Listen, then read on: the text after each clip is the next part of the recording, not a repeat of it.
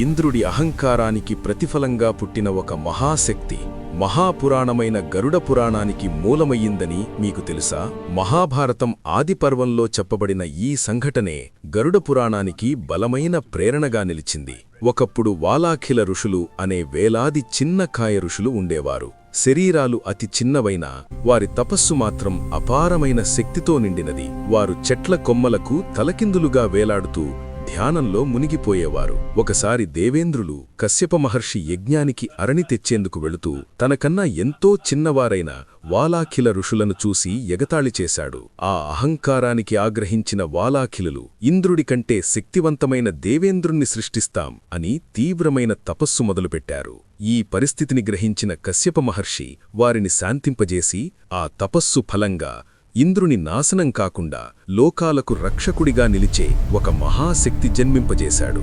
అలా పక్షుల రాజు గరుడును అవతరించాడు.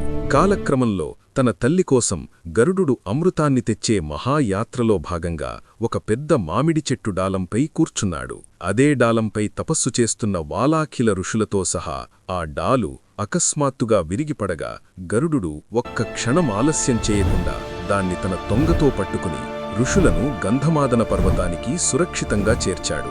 ఈ కరుణాకార్యంతో ఆనందించిన వాలాఖిలులు భారీ భారాన్ని మోసేవాడు అనే అర్థంతో అతనికి గరుడు అని పేరు పెట్టి అమృతయాత్రలో విజయాన్ని ఆశీర్వదించారు. ఆ ఆశీర్వాదాల బలంతోనే గరుడు అమృతాన్ని సాధించి చివరికి శ్రీమహావిష్ణువుకి వాహనంగా మారాడు. అలా విష్ణువు వాహనంగా మారిన గరుడుడి ధర్మ సందేహాల వలనే గరుడ పురాణం జన్మించింది. ఇలాంటి వీడియోల కోసం మన ఛానల్ని ఫాలో అవ్వండి.